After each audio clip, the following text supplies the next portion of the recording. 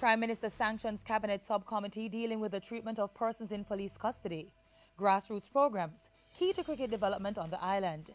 And Minister lauds Jamaica's team to the 41st Chess Olympiad in Norway. With Jamaica House Weekly, I'm Carrie-Ann Smith. Last Monday, Prime Minister Portia Simpson-Miller convened a meeting of her cabinet where she received an update from the Minister of National Security on the Mariadine incident. She was also told of the short-term measures being implemented to minimize the likelihood of a recurrence of such an incident. During the meeting, Mrs. Simpson-Miller sanctioned the formation of a cabinet subcommittee to develop a strategic response to the treatment of persons in lockups and correctional facilities. The subcommittee is to be headed by National Security Minister Peter Bunting. Minister Bunting is to also review the lockup administration policy received from the Acting Commissioner of Police. The policy contains new arrangements regarding the care and protection of persons in police custody. The document is also in keeping with the directive from Minister Bunting to the Police High Command for the immediate and comprehensive review of all procedures governing detention. The Queen was so pleased that she told Mother Cat to bring the kittens with her on her next visit. That was Prime Minister Portia Simpson-Miller reading to a captive audience at the 5th Annual Lime School Aid at Jam World in Portmore, St. Catharines Sunday. The Prime Minister also sang and played games with some of the 50,000 patrons who turned out to benefit from the one-stop shop provided for back to school. Included in the offerings were free medical, dental and optical checks, free school supplies and haircuts, as well as discounted prices on books, uniforms and lunch boxes. I want to pay tribute to the parents who are paying special attention and giving full support to their children. Thank you very much and God bless you. And for those who accompany their children, the little ones, thank you for your care and for attending this function alongside your children.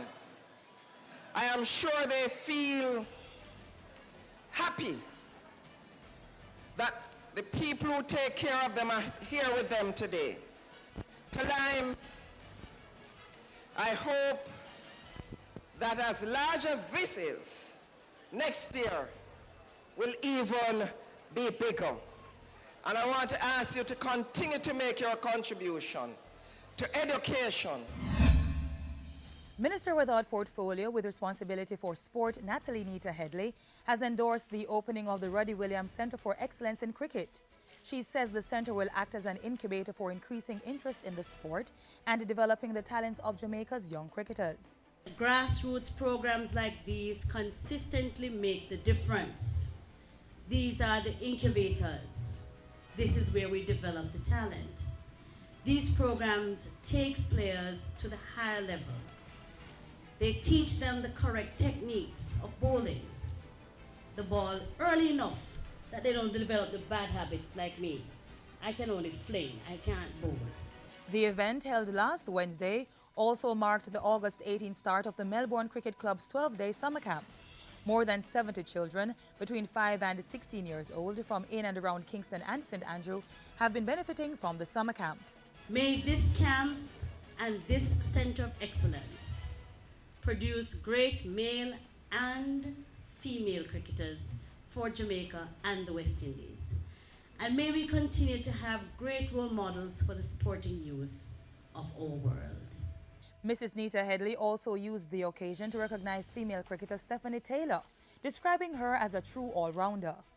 She, along with her teammates, helped Jamaica to take home the trophy in the Regional Women's Super 50 Cricket Tournament for the 4th consecutive time, and we must give her and give them a round of applause.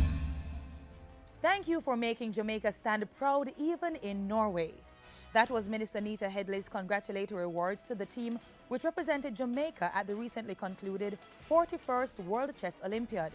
In a note to the team, the sport minister pointed out that it represented the country's best performance ever, with 3 new international men's titles and 1 for the women. Mrs. Nita Headley said she was heartened that the country had made such strides in a non-traditional sporting discipline, adding that with preparation and discipline, our sportsmen and women could excel in any field. And Prime Minister Portia Simpson-Miller took some time to meet with Honorary Consul of Belgium, Jacques Nissen, at Jamaica House Thursday. Mr. Nissen also represents the Commercial Bank of Belgium, Commerzbank Belgium. And that's it for Jamaica House Weekly. Join us next week for more of the stories coming out of the office of the Prime Minister.